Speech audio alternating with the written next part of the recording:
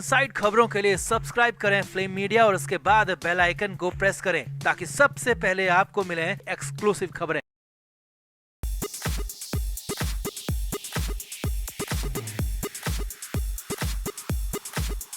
करीब 5 साल पहले महाराष्ट्र की सियासत में उबाल लाने वाला मामला दिशा सालियान और सुशांत सिंह राजपूत का केस था और इन मामलों में तब बहुत बड़े बड़े आरोप लगे थे, लेकिन जांच उस तरीके से हुई नहीं थी। ये आरोप लगातार विपक्ष तब का लगाता रहा था, लेकिन तब जो विपक्ष में थे अब वो सत्ताधारी पार्टी है। जी हाँ, बीजेपी के लोगों ने तब आरोप लगाया था और इस बार तब के सत्ताधारी अब विपक्ष में है और उद्धव ठाकरे और उनके परिवार पर बड़ी डाल पड़ गई। इस बार बड़ा बवाल हो गया। जी हाँ, मुश्किलें बढ़ गई हैं, लेकिन इस बीच अब इसी दिशा सालियान मामले के हाईकोर्ट पहुंचने के बाद मातोश्री में बवाल मच गया, क्योंकि यहाँ घमासान मच गया। मीटिंग हो रही थी और मीटिंग में संजय राउत की गर्दन मरोड़ दी गई, मुंह खोलने पर बैन लग गया। सारे यूबीटी नेताओं को सिर्फ और सिर्फ एक बात बोलने के लिए कहा गया है। तो क्या हुआ मीटिंग में, क्यों ऐसा हो गया, दिखाते हैं आपको, सब कुछ बताते हैं। आप भी इस वीडियो को शेयर करें, कमेंट बॉक्स में अपनी राय जरूर दें।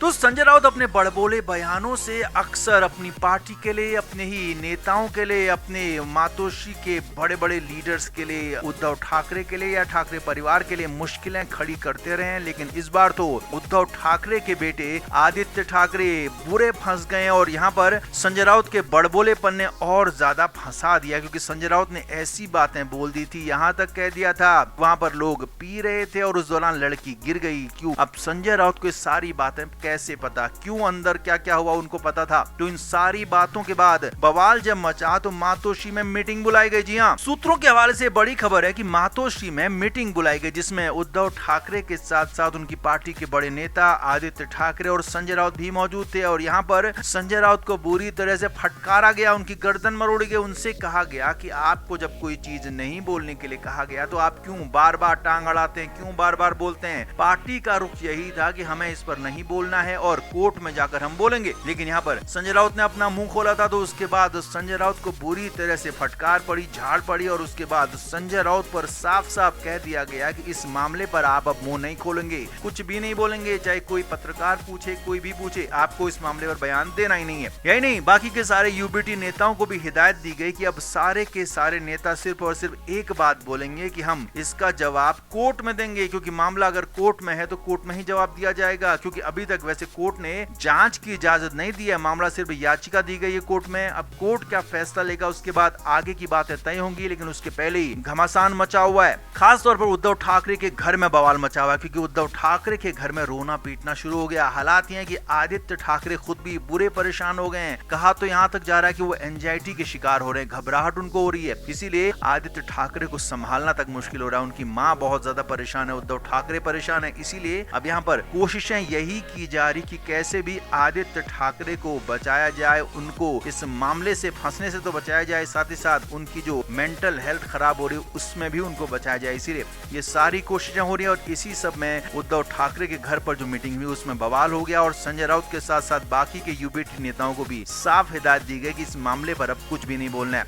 अब हालांकि संजय राउत बड़बोले हैं, वो कितना रुक पाएंगे सवाल बहुत बड़ा है। इसीलिए अगर संजय राउत ने आगे कुछ और मुंह खोला तो मुश्किलें उनके ही करीबी आदित्य ठाकरे की बढ़ सकती हैं। तो आप क्या मानते हैं इस मामले पर? क्या आदित्य ठाकरे इस मामले में फंस जाएंगे? क्या संजय राउत अपने बड़बोले बयान से उनको फंसाकर ही दम मानेंगे, या फिर इस बार आदित्य ठाकरे पहले की तरफ बच निकलेंगे? आप क्या मानते हैं? कमेंट जरूर करें, वीडियो को शेयर भी करें।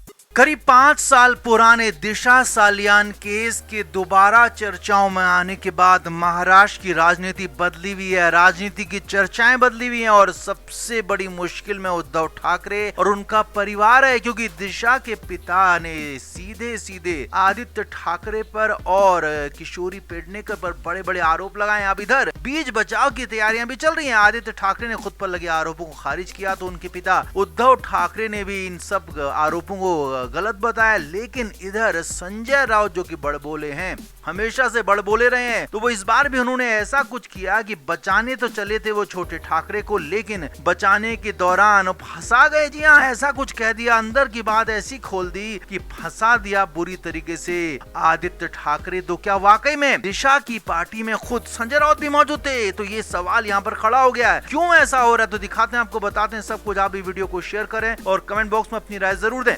तो दिशा सालियान 8 जून 2020 को रहस्यमयी तरीके से अपनी बिल्डिंग से गिर गई थी और उनका निधन हो गया था। इसके बाद लगातार आरोप प्रत्यारोपों का दौर चला, लेकिन बीच में कुछ साल बंद रहा। लेकिन अब फिर से एक बार फिर दिशा सालियान के पिता कोर्ट गए हैं और इस पूरे मामले की जांच की मांग की है। आदित्य ठाकरे पर गंभीर आरोप लगाए। अब यहाँ पर उस दिन क्या हुआ था, 8 जून को क्या हुआ था, इसे लेकर कोई जानता नहीं है। बहुत सारे लोगों ने इसे लेकर कुछ कहा नहीं है, लेकिन यहाँ पर संजय राउत बहुत कुछ बोल पड़े हैं। जी हाँ, अब तक आरोप यह था कि उस पार्टी में आदित्य ठाकरे, डिनो मोरिया और भी कुछ लोग मौजूद थे। ये आरोप लगाया गया है दिशा सालियान के पिता की तरफ से। लेकिन अब यहाँ पर संजय राउत जो कि खुद कहते रहे कि न तो उनके करीबी आदित्य ठाकरे उस पार्टी में मौजूद थे और न ही वो खुद मौजूद थे, लेकिन यहाँ पर आनन फानन में, बड़बोलेपन में संजय राउत ने यहाँ तक कह दिया कि उस पार्टी में क्या हुआ था। जी हाँ, इसी बात ने यहाँ पर संजय राउत के लिए मामला फंसा दिया है। संजय राउत ने इस मामले में आदित्य ठाकरे का बचाव करते हुए कहा कि दिशा सालियान के पिता की याचिका के पीछे एकनाथ शिंदे की शिवसेना और बीजेपी का सरकार का बड़ा षड्यंत्र चल रहा है और ये आदित्य ठाकरे को बदनाम करने के लिए षड्यंत्र है। और यहीं पर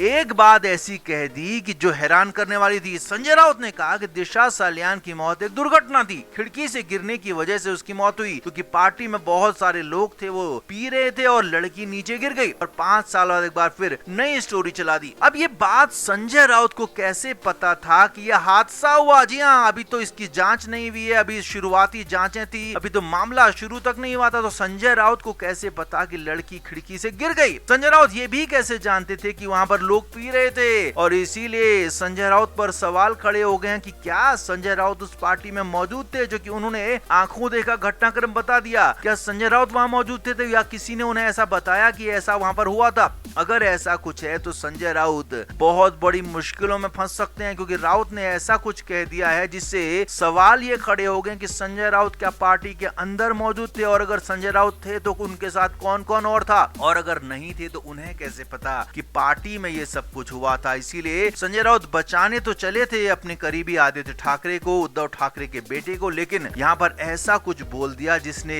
उनको खुद फंसा दिया, आदित्य ठाकरे को फंसा दिया, उद्धव ठाकरे को फंसा दिया। इसीलिए तो संजय राउत का बड़बोलापन हमेशा ही उद्धव ठाकरे और उनकी पार्टी पर, उनके परिवार पर भारी पड़ता रहा है। इस बार संजय राउत का यही बड़बोलापन खुद संजय राउत पर और आदित्य ठाकरे पर बहुत ज्यादा भारी पड़ सकता है। तो आप क्या मानते हैं? राउत के इस बयान के बाद क्या संजय राउत पर भी शिकंजा कसा जाएगा? उनसे भी पूछताछ होगी, क्यों ऐसा उन्होंने कह दिया? क्या वो जानते हैं? क्या वो पार्टी में थे? ये सवाल खड़े हो गए हैं। तो आप क्या मानते हैं? कमेंट बॉक्स में आप भी जरूर से जरूर बताएं, वीडियो को शेयर भी करें।